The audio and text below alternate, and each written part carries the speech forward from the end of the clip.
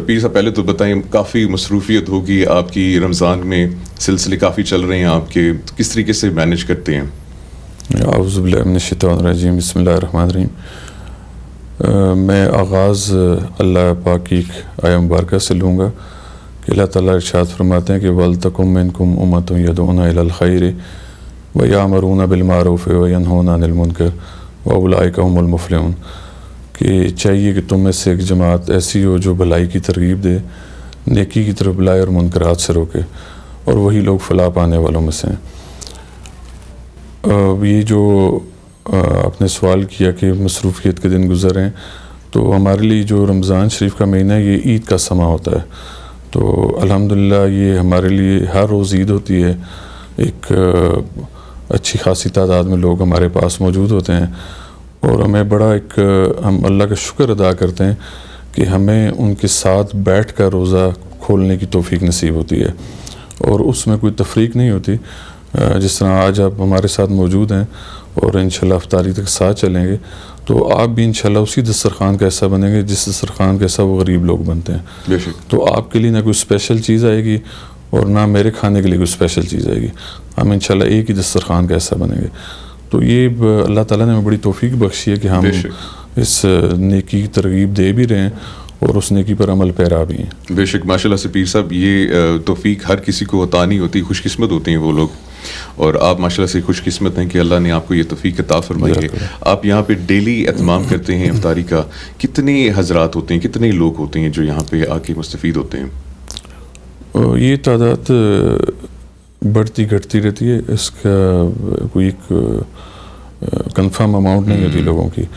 تو کچھ لوگ ایسے ہوتے ہیں جو بعض دفعہ افطاری کر کے ہمارے ساتھ لنگر کے اوپر ساتھ شامل ہوتے ہیں، اور پھر دن کی مناسبت سے کہ اگر کوئی ایسا دن ہے اور اس سے پہلے وہ لوگ پہلے انفارمڈ ہیں تو پھر اپنے ساتھ اپنے دوست صاحباب کو بھی لے کے آتے ہیں۔ ابھی چند دن پہلے ہم نے حضرت امام حسن علیہ السلام کے دسترخوان کا اہتمام کیا تھا، تو اس پہ لوگوں کی تعداد زیادہ ہوتی ہے بنسبت عام دنوں کے، لیکن الحمدللہ سینکڑوں میں لوگ ہوتے ہیں، اور ہماری خوش قسمتی ہے۔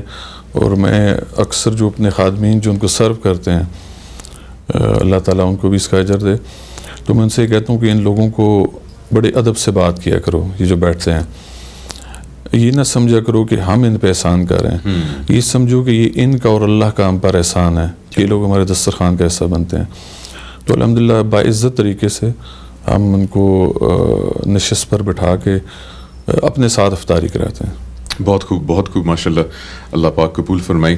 پیر صاحب یہ عرض کیجیے گا کہ آج کل کے حالات بڑے مشکل ہیں، آپ کے پاس بھی بہت سارے لوگ آتے ہوں گے مدد کے لیے، آپ سے گائیڈنس کے لیے بھی پوچھتے ہوں گے، اس وقت آپ کیا ترکیب دیں گے، کیا کہنا چاہیں گے کہ اس مشکل حالات میں لوگ کس طریقے سے گزارا کریں، وہ کس طریقے سے حالات کا مقابلہ کریں؟ دیکھیں، اس کے لیے بڑی کولیکٹیو اپروچ استعمال کرنی ہوگی۔ اگر تو ہم لوگ یہ اپنے ذہن میں بنا کے بیٹھ جائیں گے کہ چونکہ حکومت ہے، وزیر اعظم پاکستان موجود ہے، تو یہ حکومت کا کام ہے کہ لوگوں کی کفالت کرے یا دیکھ بھال کرے، تو یہ ناممکنات میں سے ہوگا۔ حکومتوں کے بس کی بات نہیں ہے یہ، اور نہ ہی حکومتیں اتنی اسلامی اصولوں پہ چل رہی ہیں کہ ان کو جو مدد امداد کے لیے میں چیز اماؤنٹ موصول ہوگی وہ لوگوں پر ہی لگائیں گے۔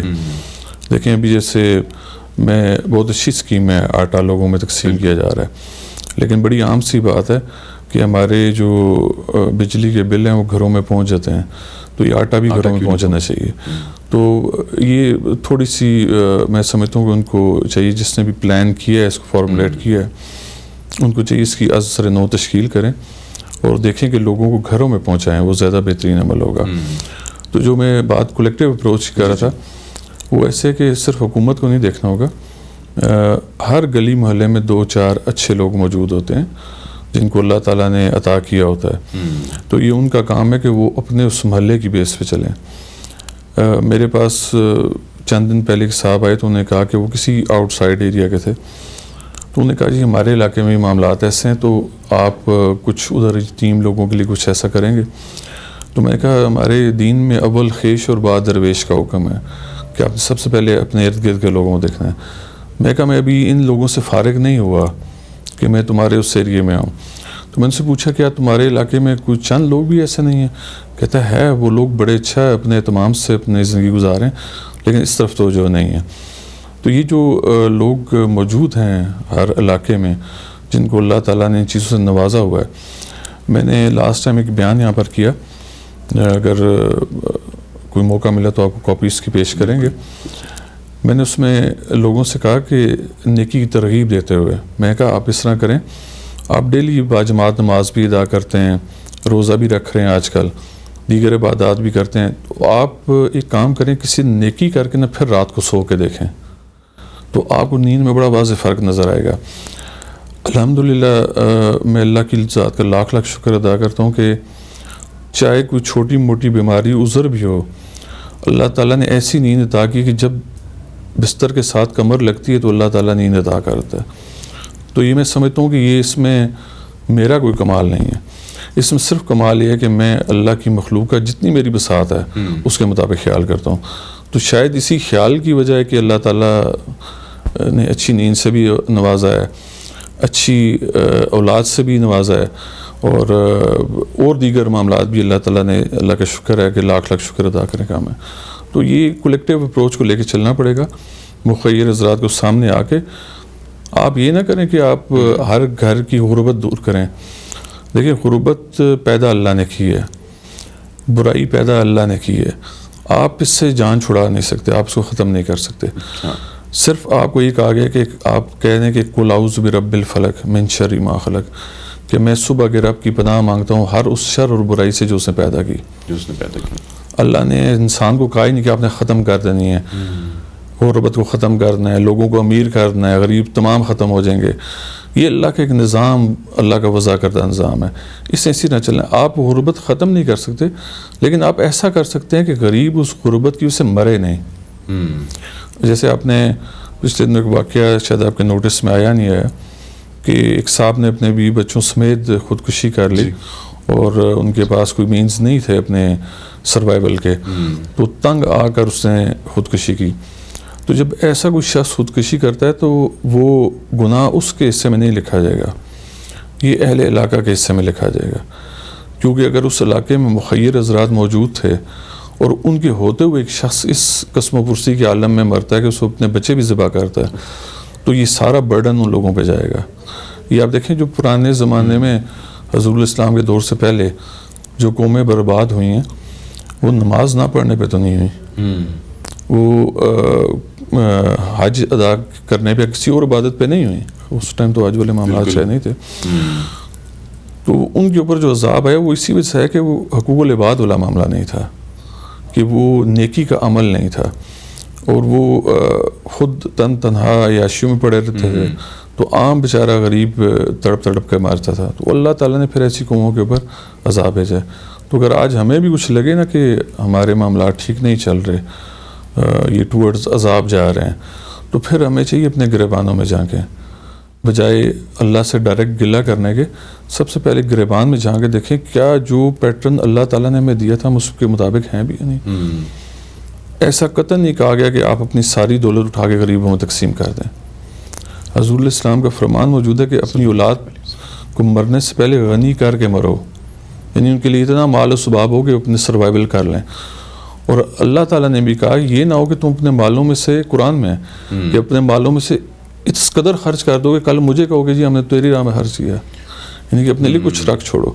تو یہ ترغیب میں اسلام دیتا ہے کہ آپ یہ نہیں کہ سب کچھ اٹھا کے دے دیں, لیکن یہ بھی نہ ہو کہ آپ کے آس پاس لوگ بھوکے مر رہے ہیں اور آپ کے لیونگ سٹینڈرڈ جو آسمان کو میٹ کر رہا ہو. بالکل. پیر صاحب یہ بھی عرض کیجئے, ہمارے آپ نے حقوق العباد کی بات کی, انسان دوسرے انسان کی مدد کرے, وہ اس کے ذمہ دار ہے, محلے والی آپ نے بات کی. آج کل کا معاشرہ ایسا بن چکا ہے کہ ہمیں دوسرے انسان کو تکلیف پہنچا کے خوشی ملتی ہے, ایسا کیوں ہے؟ دین سے دوری. جب آپ کو یہ پتا ہو کہ میں اکاؤنٹیبل نہیں ہوں, آپ دین سے دور ہیں تو آپ اللہ سے بھی دور ہیں, اور پھر آپ اس چیز سے بھی دور ہیں کہ روز محشر بھی ہوگا, میں اس دن جواب دہ ہوں گا. تو دیکھیں نا, میں ایک بڑی نارمل سی سادہ سی ایگزامپل آپ کو دوں گا کہ ہر انسان کہیں نہ کہیں کوئی نہ کوئی معاملہ ایسا چل رہا ہوتا ہے جہاں پر اس کے تناؤ ہوتا ہے, کھچاؤ ہوتا ہے, بالکل, یا کسی لڑائی جھگڑا ہوتا ہے. تو اگر لیٹ سے آپ کا کسی کے ساتھ لڑائی جھگڑا ہے اور آپ کو پتہ ہے کہ دفعہ 302 موجود نہیں ہے, قتل کرنے پر کوئی سزا نہیں ہوگی, تو کیا آپ ان لوگوں کو چھوڑیں گے؟ آپ تو پل بھر میں اپنا بدلہ لیں گے. تو یہ جو سزا اور جزا کا حکم قرآن میں آیا بھی اور سزا جزا کا بتایا بھی گیا, یہ اسی لیے بتایا گیا کہ انسان جب اس دنیاوی زندگی میں ہے تو وہ یہ ذہن میں رکھے کہ میں نے اللہ کے حضور پیش ہو کے جواب دہ ہونا ہے.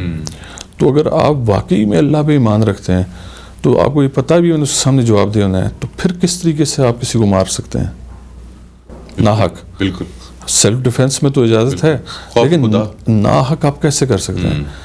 جس شخص کو اللہ کا خوف نہیں ہے, جس کو یہ نہیں پتا میں نے آخرت پہ اکاؤنٹیبل ہونا ہے, اور یہ آخرت میں اکاؤنٹیبل کیوں ہونے سے ایمان اٹھ چکا ہے کہ ہم دین سے دور ہوتے جا رہے ہیں.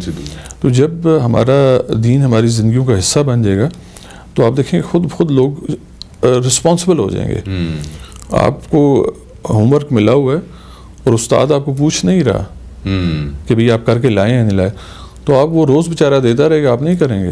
بالکل, لیکن اگر استاد ایسا ہے جو روز پوچھ رہا ہے, اس کے اوپر مارکس مل رہے ہیں آپ کو, تو ڈیفینیٹلی آپ وہ کام کریں گے. دین کی سمجھ بہت ضروری ہے اور اس پہ بھی آپ کی بہت ساری کوششیں ہیں جو آپ کرتے آئے ہیں اور آگے بھی کر رہے ہیں.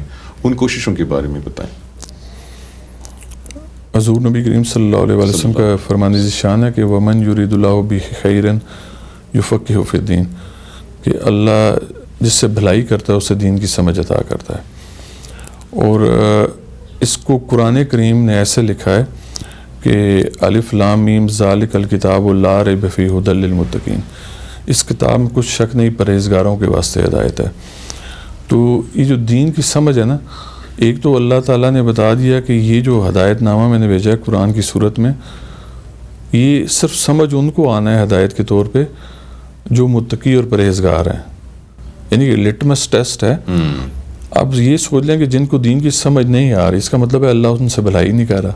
بالکل. تو ایک بھلائی ہوتی ہے مخلوق کی طرف سے جو میں اپنی اللہ کی طرف سے دی استاد کے مطابق باہر کسی کے ساتھ کر سکتا ہوں, اور ایک بھلائی وہ ہوتی ہے جو اللہ کسی سے کرتا ہے. تو اب آپ موازنہ کر لیں کہ جب مخلوق سے بھلائی کرے گی تو معاملات کیا ہوں گے, اور جب خالق مخلوق سے بھلائی کرے گا تو معاملات کیا ہوں گے. تو یہ بہت بڑی بھلائی ہے جس سے ہم دین سے دوری کی وجہ سے دور ہیں. تو جیسے ہم نے یہ ہمیں کوئی شوق نہیں ہے کہ ہم اس کو افطاری کو اپنے گھر میں بھی کر سکتے ہیں, اپنے بیوی بچوں کے ساتھ کر سکتے ہیں, لیکن جب ہمیں اس سمجھ آ گئی کہ اللہ کی مخلوق سے بھلائی کریں گے تو اللہ ہم سے بھلائی کرے گا, تو پھر ہم اس طرف آئے. ادروائز آپ یہ سوچیں نا کہ روز شام کو آپ باہر نکلیں, آپ کے ادھر مجمع لگا ہو, آپ نہ باہر جانے جوگے نہ اندر آنے جوگے. کل ہماری فیملی میں سے ایک فیملی نے آنا تھا, تو میں نے ان کہا کہ آپ دسترخوان رات 8 بجے تک چلتا ہے تو آپ نے 8 سے پہلے نہیں آنا. اگر آپ پہلے آنا چاہ رہے ہیں تو افطاری سے ٹھیک 1 گھنٹہ پہلے آ جائیں. تو یعنی کہ ہم بلاک ہو گئے, بالکل, نہ کوئی اندر آ سکتا ہے اور نہ کوئی باہر جا سکتا ہے. تو یہ بلاکیج ہم نے اپنے مسلط کیوں کی کہ ہمیں سمجھ لگی کہ ہم اگر یہ بھلائی اللہ کی مخلوق سے نہیں کریں گے تو پھر اللہ ہم سے بھلائی نہیں کرے گا. مقرر کر لیا.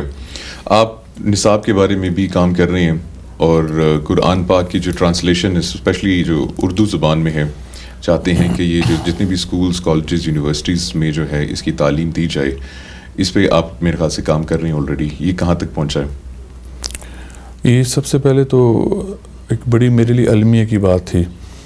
میں 2014 میں ایک کانفرنس کا حصہ بنا, تو میں وہاں پر دیکھ کر حیران رہ گیا کہ فرقہ وارانہ مانگی کے اوپر وہ کانفرنس تھی, اور اس وقت کے مذہبی امور سردار یوسف صاحب تھے, انہوں نے اس کا انعقاد کیا تھا. تو اس کانفرنس میں میں نے اندازہ لگایا کہ جو ہمارے علماء ہیں, معلم حضرات ہیں, ان کی کنسنٹریشن جو ہے نا وہ اس طرف نہیں ہے کہ وہ کتاب اللہ کی بات کریں. وہ ان کا زیادہ سٹریس اور فوکس دنیاوی کتب کے اوپر ہوتا ہے, اور اکابرین کا لفظ استعمال کیا جاتا ہے کہ ہمارے اکابر یہ فرما گئے.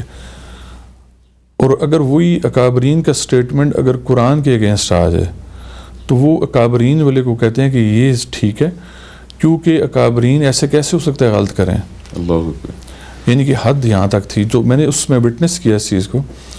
تو میں نے جو میری اللہ تعالیٰ نے وہاں پر بیٹھے ہوئے، تاکہ یہ سب عطا کا معاملہ ہوتا ہے. میں کسی ایسی یونیورسٹی میں نہیں پڑھا تھا، میں کسی مدرسے کا طالب علم نہیں تھا، لیکن اس کانفرنس میں بیٹھے ہوئے مجھے اللہ تعالیٰ نے یہ معاملات عطا فرمائے. اور میں نے ان سے کہا کہ اگر آپ لوگ فرقہ وارانہ مانگی پہ پیدا کرنا چاہتے ہیں صحیح معنوں میں، تو پھر آپ کو نصاب میں سے اسلامیات کے سبجیکٹ کو ریموو کرنا ہوگا. کوئی اسلامیات کا سبجیکٹ بیسیکلی تفریق ڈالتا ہے ان فرسٹ ایئر کلاس میں، کہ وہ کہتے ہیں کہ شیعہ علیحدہ ہو جائیں، سنی علیحدہ ہو جائیں. تو آپ نے بٹوارا وہاں پر کر دیا. تو میں نے کہا آپ اسلامیات کو نکالیں اور آپ قرآن کو باترجمہ نصاب کا حصہ بنائیں. لیکن انفارچونیٹلی مجھے جب یہ تجویز میرے سے لے لی گئی، سردار یوسف صاحب نے مجھے سیرت النبی کانفرنس جو صدر ہاؤس سے منعقد ہوئی، اس میں انہوں نے کہا بھی کہ ہم نے آپ کی اس تجویز کو لے لیا ہوا ہے، لیکن مجھے اس کے اطلاق کے لیے مجھے شامل نہ کیا گیا. یہی وجہ ہے کہ آج وہ تجویز ابھی بھی ڈاماڈول ہے. چونکہ یہ میرا برین چائلڈ تھا تو میں سمجھتا ہوں کہ اس کا اطلاق کیسے کرنا ہے. انہیں بہت کوشش کی اس کو ترجمے کو ایسے ڈال دیں، فلاں کر دیں. وہ اسی طرح صورتوں کا ترجمہ پڑھانا شروع ہو گئے. یعنی کہ اطلاق کا مطلب کچھ اور ہوتا ہے اور ترجمہ پڑھانے کا مطلب کچھ اور ہوتا ہے. پیر صاحب، آپ کو لگتا ہے یہ ایک اس سے گریٹر ایجنڈا ہے جس کی بیسس کے اوپر جو ہے یہ جو سمجھ ہے قرآن پاک کی جان بوجھ کر عوام تک نہیں پہنچائی جا سکتی؟ میں نے فیل کیا کہ ہر جو بھی حکومت میں آتا ہے اس کے گرد ایک باڈی بفر زون ہوتا ہے، اور اس باڈی بفر زون سے کسی کو اندر انٹر نہیں ہونے دیا جاتا. اور وہ چند ایسے لوگ ہوتے ہیں، وہ کہتے ہیں کہ آپ اگر کوئی تجویز ہے آپ وہ باہر سے ہمیں پکڑائیں، ہم اس کے اوپر اپنا مارک لیبل لگائیں گے اور آگے پیش کر دیں گے. حکمران کی نظر میں اچھے وہ ہو جائیں گے. جب وہ چیز متفقہ قرارداد کے طور پہ ایوان میں آئے گی تو پھر وہ اچھے ہو جائیں گے، اور پتہ ہی چلے گا اس پس پردہ جو شخص ہے وہ کہیں نہ کہیں گم ہو گیا. تو یہ تو الحمدللہ سوشل میڈیا کا شکریہ ادا کرتے ہیں کہ سوشل میڈیا نے اس کو دبنے نہیں دیا.